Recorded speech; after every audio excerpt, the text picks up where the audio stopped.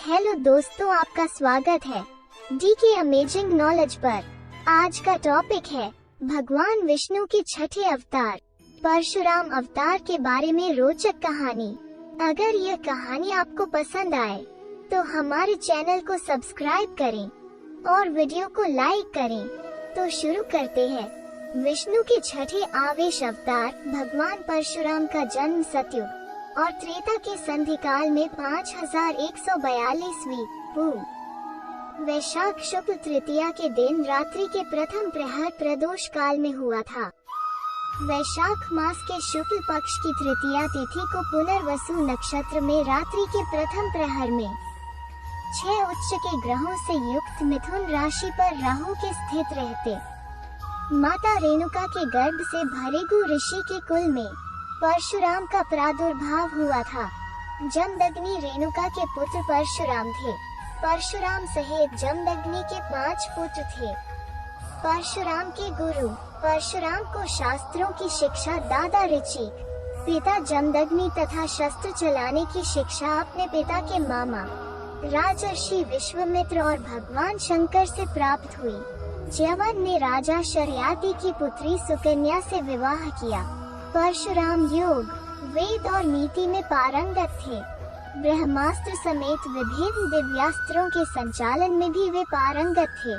उन्होंने महर्षि विश्वामित्र एवं ऋचिक के आश्रम में शिक्षा प्राप्त की। परशुराम के शिष्य त्रेतायुग से द्वापर युग तक परशुराम के लाखों शिष्य थे। महाभारत काल के वीर योद्धाओं भीष्म, द्रोणाचार्य और कर्ण को अस्त्र शस्त्रों की शिक्षा देने वाले गुरु, शस्त्र एवं शास्त्र के धनी ऋषि परशुराम का जीवन संघर्ष और विवादों से भरा रहा है। माता का सिर काट दिया। परशुराम के 4 बड़े भाई थे। एक दिन जब सभी पुत्र फल लेने के लिए वन चले गए, तब परशुराम की माता रेणुका स्नान करने गईं। जिस समय वे स्नान करके आश्रम को लौट रही थीं, उन्होंने गंधर्वराज चित्रकेतु चित्ररथ को जल विहार करते देखा। यह देखकर उनके मन में विकार उत्पन्न हो गया और वे खुद को रोक नहीं पाए। महर्षि जमदग्नि ने यह बात जान ली। इतने में ही वहां परशुराम के बड़े भाई रुक्मवान, सुषेनु, वसु और विश्वावसु भी आ गए। महर्षि जमदग्नि ने उन सभी से बारी बारी अपनी मां का वध करने को कहा, लेकिन मोवश किसी ने ऐसा नहीं किया। तब मुनि ने उन्हें श्राप दे दिया और उनकी विचार शक्ति नष्ट हो गई। फिर वहां परशुराम आए और तब जमदग्नि ने उनसे यह कार्य करने के लिए कहा। उन्होंने पिता के आदेश पाकर तुरंत अपनी मां का वध कर दिया। यह देखकर महर्षि जमदग्नि बहुत प्रसन्न हुए और परशुराम को वर मांगने के लिए कहा। तब परशुराम ने अपने पिता से माता रेणुका को पुनर्जीवित करने और चारों भाइयों को ठीक करने का वरदान मांगा। साथ ही उन्होंने कहा कि इस घटना की किसी को स्मृति न रहे और अजेय होने का वरदान भी मांगा। महर्षि जमदग्नि ने उनकी सभी मनोकामनाएं पूरी कर दी। माता रेणुका कुंकर नरेश की पुत्री थी। परशुराम राम के समय में हयवंशीय क्षत्रिय राजाओं का अत्याचार था। भार्गव और हयवंशियों की पुरानी दुश्मनी चली आ रही थी। हयवंशियों का राजा सहस्रबाहु अर्जुन भार्गव आश्रमों के ऋषियों को सताया करता था। एक समय सहस्रबाहु के पुत्रों ने जमदग्नि के आश्रम की कामधेनु गाय को लेने तथा परशुराम से बदला लेने की भावना से परशुराम के पिता का वध कर दिया। परशुराम की मां रेणुका पति की हत्या से विचलित होकर उनकी चिताग्नि में प्रविष्ट हो सती हो गई। इस घोर घटना ने परशुराम को क्रोधित कर दिया और उन्होंने संकल्प लिया, मैं हय वंश के सभी क्षत्रियों का नाश कर दूंगा। इसी कसम के तहत उन्होंने इस वंश के लोगों से 36 बार युद्ध कर उनका समूल नाश कर दिया था। परशुराम ने धरती पर से 36 बार क्षत्रियों का नाश कर दिया था।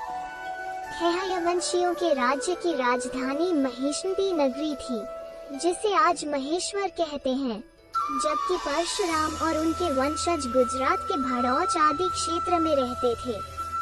परशुराम ने अपने पिता के वध के बाद भार्गवों को संगठित किया। और सरस्वती नदी के तट पर भूतेश्वर शिव तथा महर्षि अगस्त्य मुनि की तपस्या कर अजय 41 आयुध दिव्य रथ प्राप्त किए और शिव द्वारा प्राप्त परशु को अभिमंत्रित किया। इस जबरदस्त तैयारी के बाद परशुराम ने भरौच से भार्गव सैन्य लेकर हयहय की नर्मदा तट की बसी महिष्मती नगरी को घेर लिया तथा उसे जीतकर व जलाकर ध्वस्त कर उन्होंने नगर के सभी हयहय वंशियों का भी वध कर दिया। अपने इस प्रथम आक्रमण में उन्होंने राजा सहस्रबाहु का महिष्मती में ही वध कर ऋषियों को भयमुक्त किया। इसके बाद उन्होंने देश भर में घूमकर अपने 21 अभियानों में हयहयवंशी 64 राजवंशों का नाश किया। इनमें 14 राजवंश तो पूर्ण अवैधिक नास्तिक थे। इस तरह उन्होंने क्षत्रियों के हयहयवंशी राजाओं का समूल नाश कर दिया, जिसे समाज ने क्षत्रियों का नाश माना, जबकि ऐसा नहीं है। अपने इस 21 अभियानों के बाद भी बहुत से हयहयवंशी छुपकर बच गए होंगे। चारों युग में परशुराम।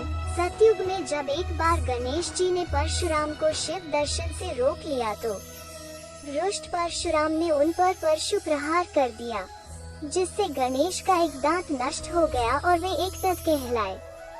त्रेता युग में जनक, दशरथ आदि राजाओं का उन्होंने समुचित सम्मान किया। सीता स्वयंवर में श्री राम का अभिनंदन किया। द्वापर में उन्होंने कौरव सभा में कृष्ण का समर्थन किया और इससे पहले उन्होंने श्री कृष्ण को सुदर्शन चक्र उपलब्ध करवाया था।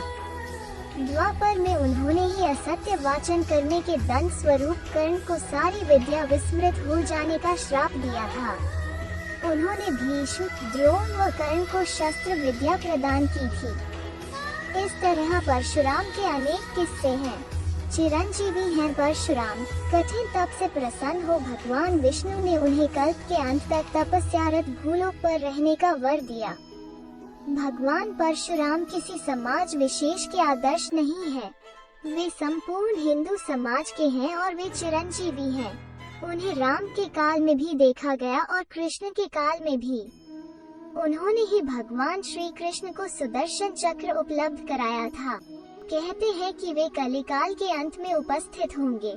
ऐसा माना जाता है कि वे कल्प के अंत तक धरती पर ही तपस्यारत रहेंगे। पौराणिक कथा में वर्णित है कि महेंद्रगिरी पर्वत भगवान परशुराम की तप की जगह थी और अंततः वो उसी पर्वत पर कल्पांत तक के लिए तपस्यारत होने के लिए चले गए थे। ऐसी और कहानियों के लिए हमारे चैनल पर बने रहे और वीडियो को पूरा देखने के लिए धन्यवाद।